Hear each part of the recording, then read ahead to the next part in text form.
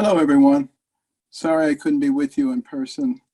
I love what the Douglas Leadership Institute stands for. And I'm going to talk a little bit today about faith in our lives and some of the other important cornerstone principles. In fact, as you may know, I'm the leader of the American Cornerstone Institute, which emphasizes four principal cornerstones: faith, liberty, community, and life. And I know there's a lot of congruence there with the Douglas Institute.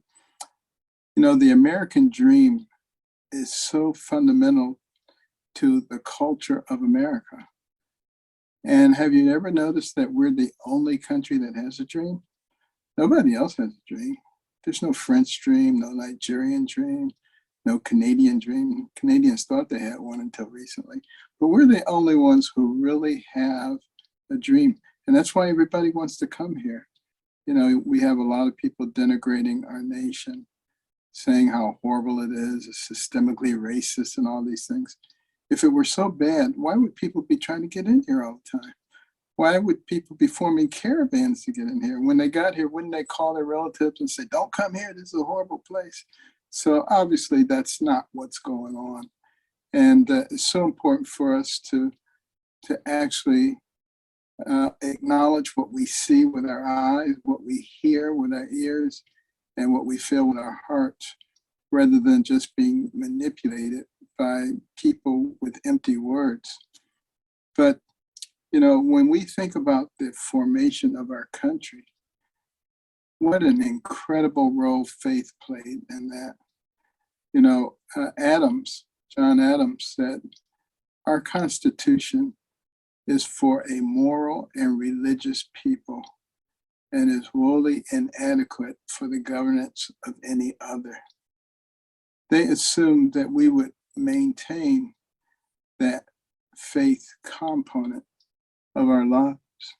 And when Benjamin Franklin came out of the Constitution Hall in 1787, after they completed laborious work on our Constitution. In fact, they almost didn't reach conclusion because there was so much dissension and disagreement. And Benjamin Franklin, who was the elder statesman, said, gentlemen, stop. Let's get down on our knees and let's seek wisdom from the Lord. And that whole assembly prayed, and they got up and they resolved their differences. That's how essential things like faith have been to the culture of the development of our country. But when Franklin came out of that hall, a woman said, sir, what do we have here? A monarchy or a republic?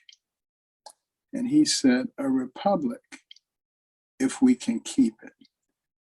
If we can keep it. And that becomes a big question right now. That culture that allowed us to go from a ragtag bunch of militiamen to the pinnacle of the world in record time is potentially in jeopardy at this point. There are a lot of people who don't believe in our founding principles anymore. And I think they've forgotten, or they never knew about the history of this country. You look at the people who put together our Constitution, and you have a lot of historians saying, but they weren't really God-fearing men. They were deists. They believed that there was a God, but they didn't think he played any role in our lives. Well, all you have to do is go back and read some of the writings of our founders, and you can see that that is something that is significantly departing from the truth. Or I could just say what it is, a lie. It's not. It's not true at all. And some of these stories used to appear in our history books. For instance, the story of the bulletproof Washington. George Washington was a courier during the French and Indian War, working for General Braddock. And all the other couriers were shot to death. And Washington had his horse shot out from under him. He had 4 bullet holes in his overcoat. He had bullet fragments in his hair, but he was never wounded. Interesting, isn't it? And some years later, well after the French and Indian War, Washington was in the area again, this was still before he became president. And one of the old Indian chiefs heard he was going to be there, and he asked that he be taken to see George Washington. And they carried him. And when he saw him, he said, "Sir, I needed to meet you before I die. Because you see, I am an excellent marksman. And my men were excellent marksmen, and we shot you many times. And you were obviously protected by the Great Spirit above." That used to appear in our American history books. And then there was a story of how Washington was down to his last battalion, and they were on Long Island. He was surrounded by both land and sea, and it looked like it was going to be the end of the Revolutionary War. Meteorological records demonstrate that that very evening, a dense fog, a dense, mysterious fog fell on the area. You couldn't see anything. And it remained through the morning of the next day, which was enough time for Washington's troops to escape under the cover of the fog. Now, some people say, it's just a coincidence. Is it? Is it really? And we have to think about the fact that this country, which was a fledgling country, was able to defeat the most powerful military empire on earth. How did that happen? Again, probably not a coincidence. And if we think about our own lives, the things that have happened in our own lives, and how our faith develops through those. And that's why it's so important to share the stories about what's happened in your own life. Now, I remember in my life, growing up as a child, I went to church, and, I knew the church stories and all the traditional songs. But did I truly have a relationship with God? Well, I discovered that maybe I didn't, as I had this horrible temper. I was always getting in trouble because of it. And one day when I was 14, I tried to stab another youngster with a knife, and fortunately he had on a large metal belt buckle under his clothing, and the knife blade struck with such force that it broke. He fled in terror, but I was more terrified than he was, recognizing that I was trying to kill somebody over nothing. I had turned things around academically by that point. I had been a horrible student, and now I was the top of the class. But I knew I would never realize my dream of becoming a doctor with a temper like that. I was going to end up in jail, reform school, or the grave. I locked myself in a room, and I just started praying, and I said, "Lord, you got to help me, because I'm not going to make it with this temper, and I can't control it." And there was a Bible, and I picked it up and started reading from the book of Proverbs. There are all these verses about anger and verses about fools. It seemed like they were all written about me. And, I came to the conclusion while I was there, and I'm sure it was the Holy Spirit, that I was always angry because I was selfish. I was always thinking about myself. Me, my, and I. Somebody did this to me. Somebody took my thing. I want this. And if you just learn to step outside the center of the circle, let it be about somebody else, you won't be angry. That was the last time in my life that I had an angry outburst. That day, the Lord was able to change me. And so I recognize the incredible power of God. I grew up in a fatherless home, but from that day on, he became not only my heavenly father, but my earthly father. I knew I could go to him with any problem, and that he was the source of all wisdom. Well, there was a time in our country's history where the Black family had a deep and abiding faith in God. And what has happened as the Black families have disintegrated to the point that 70% of Black kids grow up without a father in the home, and they've moved away from the relationship with God and with the church. And look at the massive destruction that has occurred in our communities because of that. And some people just try to brush it over.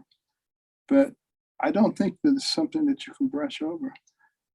I mean, Black families, because of their faith in God and their belief in family structure, were able to withstand slavery and Jim Crow and segregation and all kinds of things that destroy people.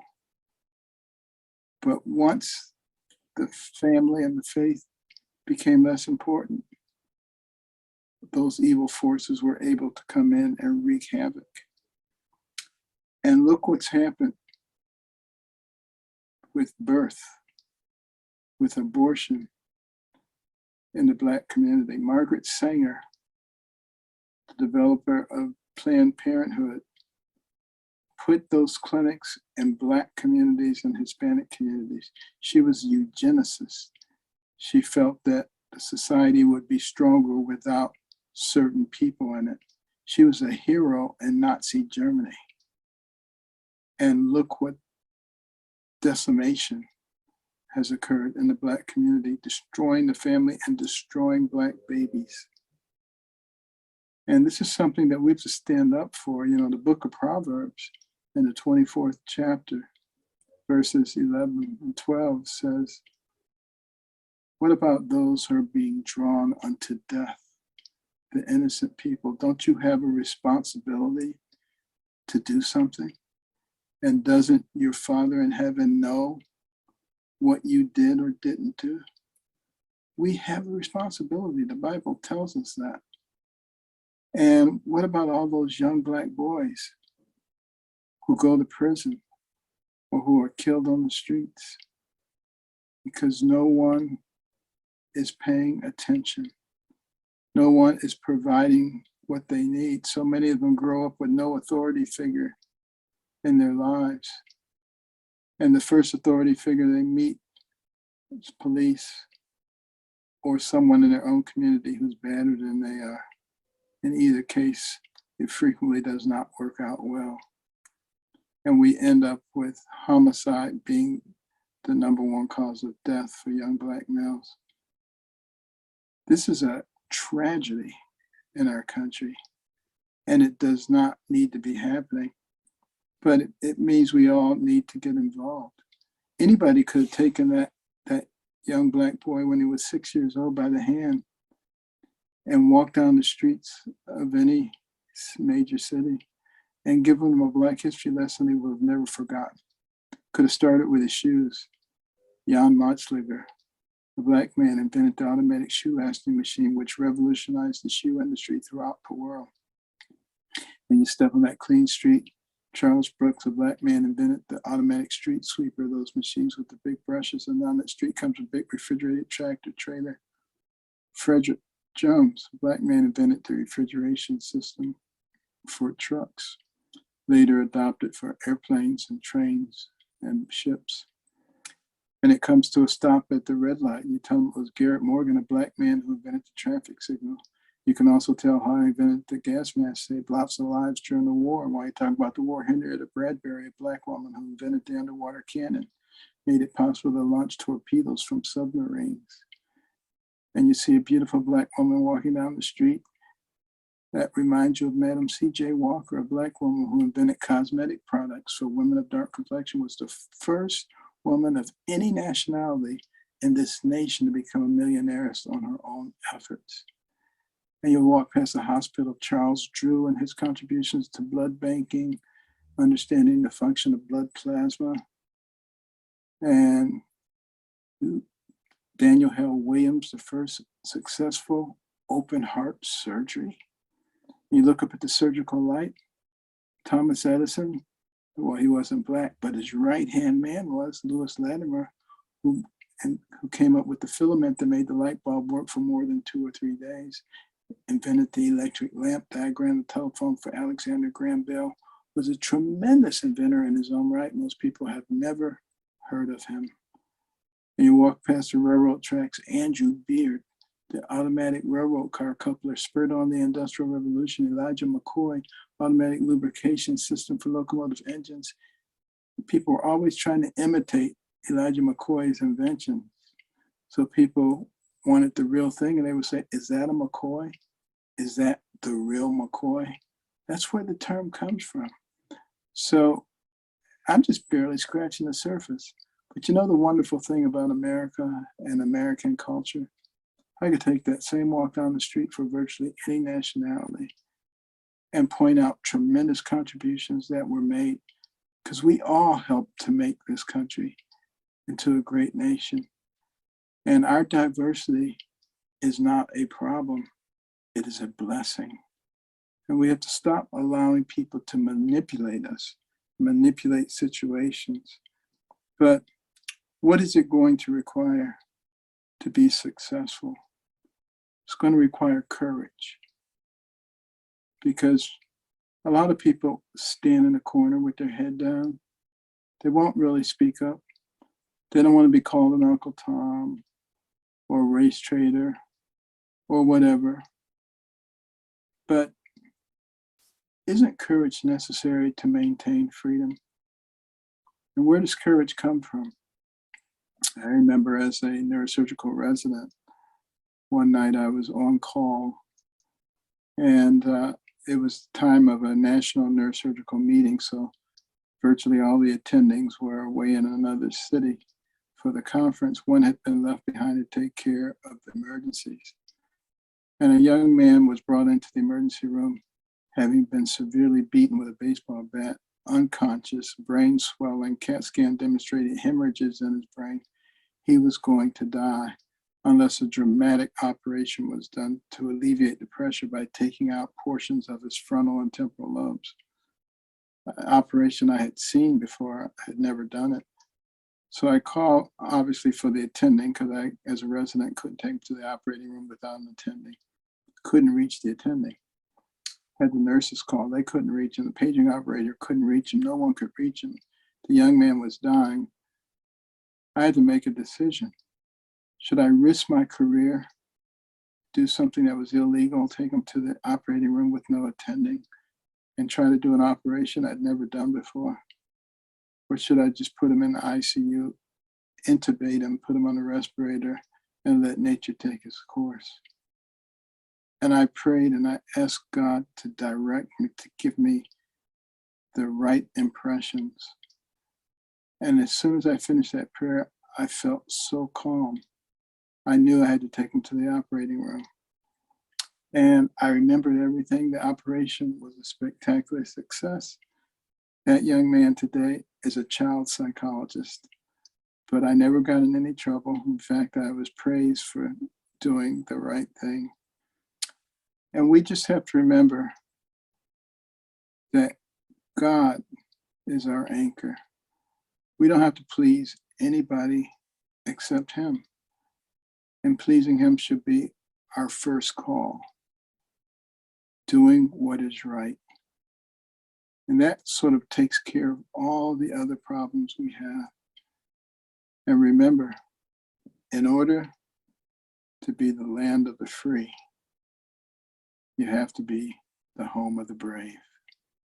Thank you, and God bless.